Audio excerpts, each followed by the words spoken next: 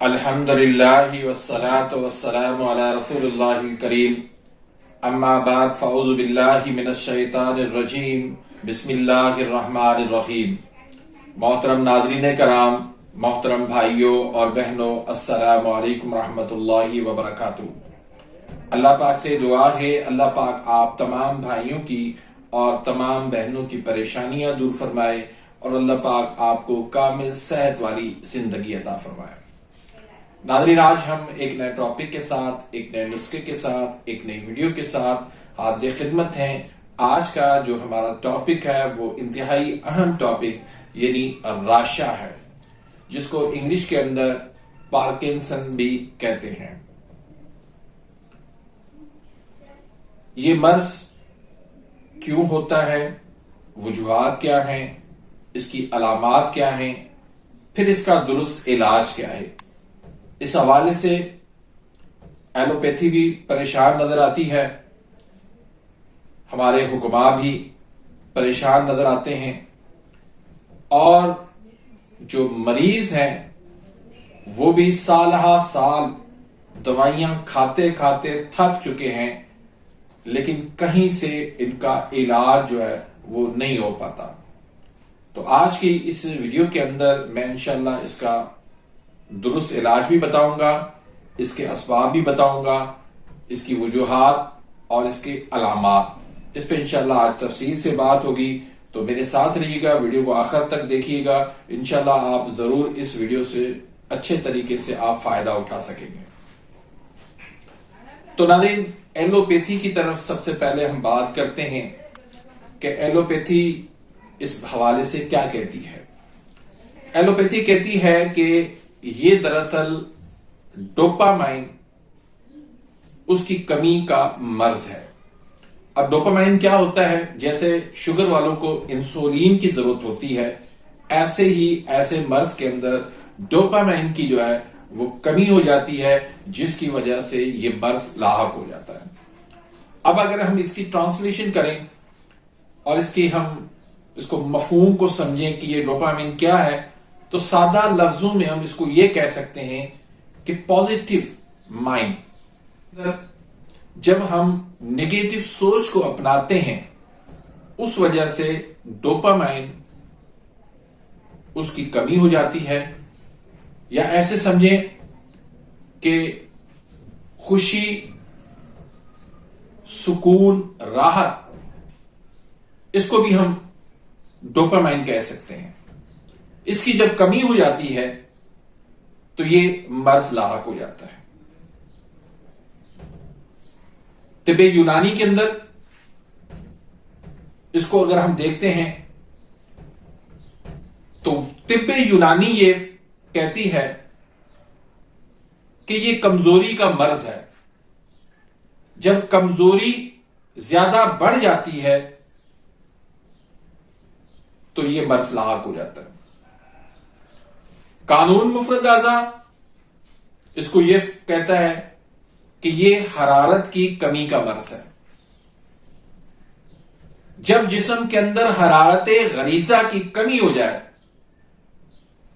تب یہ مرض لاحق ہو جاتا ہے۔ آپ غدود جاذبہ کو تیز کر دیں،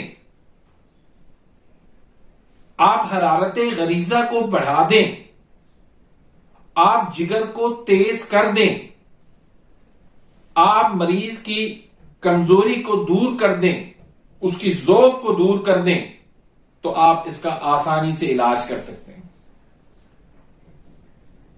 تو قانون مفرد اعضاء کے اندر یہ جو مرض ہوتا ہے، جب اس کی تشخیص کی گئی، ہم نے تحقیق کی، تو یہ عضلاتی اعصابی تحریک کا مرض ہے۔ اور قانون مفرد اعضاء یہ کہتا ہے کہ سب سے زیادہ کمی حرارت کی وہ اسی تحریک میں ہوتی ہے۔ حرارت کی کمی جو واقع ہو جاتی ہے اس وجہ سے یہ راشا کا مرض، پارکنسن کا مرض لاحق ہو جاتا ہے۔ یہ ایسے ہی ہے جیسے فالج ہو جاتا ہے، لکوا ہو جاتا ہے، بالکل عین اسی طرح کا یہ مرض ہے۔ جیسے فالج کا لکوہ کا علاج ہے وہی علاج اس کا پارکنسن کا. آسان لفظوں میں آپ کو بتا دوں, کوئی مشکل کام نہیں ہے, کوئی مشکل علاج نہیں ہے, کوئی پریشانی والی بات نہیں ہے. صرف مرض کو سمجھنا ہے کہ مرض یہ کیوں پیش آیا ہے, اس کا سبب کیا ہے, اس کا کاز کیا ہے. جب اس کے کاز تک آپ پہنچ گئے تو آپ پھر علاج تک بھی پہنچ گئے. لیکن جب کاز کا پتہ نہ ہو, ایسے آپ ٹامک ٹوئیاں لگاتے رہیں, پھر ساری زندگی ایسے مریض تڑپتا رہے گا, آپ اس کا علاج نہیں کر پائیں گے. تو آج میں انشاءاللہ ایک بہت اچھا سا نسخہ آپ کو دینے والا ہوں. اچھا اس کا درست طریقے سے, اس کا جو پراپر طریقے سے علاج ہے وہ آپ کو دینے جا رہا ہوں. انشاءاللہ جب آپ اپنے مریضوں کو یہ دوائیاں استعمال کروائیں گے, یہ نسخے آپ استعمال کروائیں گے, اللہ کے فضل و کرم سے میں یقین سے کہتا ہوں کہ مریض آپ کو دعائیں دے گا اور آپ کا نام حکمت کی دنیا کے اندر انشاءاللہ روشن ہو جائے گا. لوگ دور دور سے آپ کا نام لے کر آپ کے پاس آئے. اور میں ہمیشہ ایسے نسخے استعمال کرواتا ہوں, ایسے نسخے آپ کو بتاتا ہوں, وہ علاج بتاتا ہوں جو میں نے خود آزمائے ہوئے ہوں اپنی تجربے کی بنیاد پہ, کتابوں سے نہیں. کتابوں کے پیچھے اگر ہم لگیں گے تو ان کے اندر جو علاج بتائے گئے ہیں اس علاج کے مطابق آپ کبھی بھی علاج نہیں کر پائیں. وہاں جو مزاج آپ کو بتائے گئے ہیں کتابوں کے اندر, آپ جب مریض کو خود دیکھیں گے, اپنی اس کی نبض دیکھیں گے, خود تحقیق کریں گے تو وہ اس کے بالکل الٹ نظر آئے گا.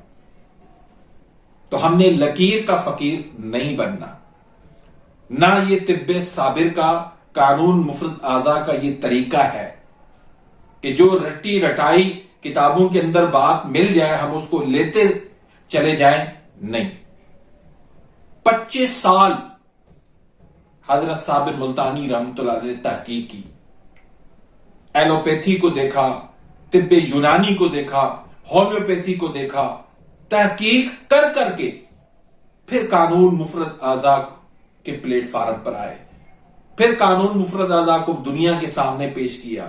تحقیق کرنے کے بعد وہ کتابوں کی رٹی رٹائی باتیں وہ دنیا کے سامنے پیش نہیں کی, بلکہ اپنے دماغ سے, اپنی سوچ سے, اپنی تحقیق سے یہ دنیا کو ثابت کیا کہ یہ دنیا کے جتنے بھی طریقے علاج ہیں وہ تمہارے بیکار ہیں, وہ کسی کام کے نہیں ہیں. اصل جو علاج ہے, اصل جو طریقہ علاج ہے وہ یہ ہے. تو آپ بھی تحقیق کریں, مریضوں کو دیکھیں کتابوں کو چھوڑ کے. اگر کتاب کے اندر یہ لکھا ہوا ہے کہ یہ مریض جو ہے فلاں مرض کا آپ کے پاس غدی عضلاتی آئے گا, لیکن آپ جب تحقیق کرتے ہیں, آپ جب نبض دیکھتے ہیں تو آپ کو اعصابی عضلاتی ملتا ہے. تو آپ کتاب کی بات کو چھوڑ دیں اور آپ نے جو دیکھا ہے, اپنی آنکھوں سے دیکھا ہے, آپ نے نبض دیکھی ہے, آپ نے اس کی تشخیص کی ہے, اس کی اہمیت ہے, اور اس طریقے کو آپ لیں گے تو انشاءاللہ آپ کامیاب ہوں گے. تو اس کے لیے آپ نے وہ تمام چیزیں, راشا کے مریضوں کے لیے وہ تمام چیزیں جو حرارت کو کم کرتی ہیں وہ آپ نے بند کرنی ہے. جیسے اعصابی عضلاتی اور عضلاتی اعصابی کی جتنی بھی غذائیں ہیں وہ آپ نے بند کرنی ہے.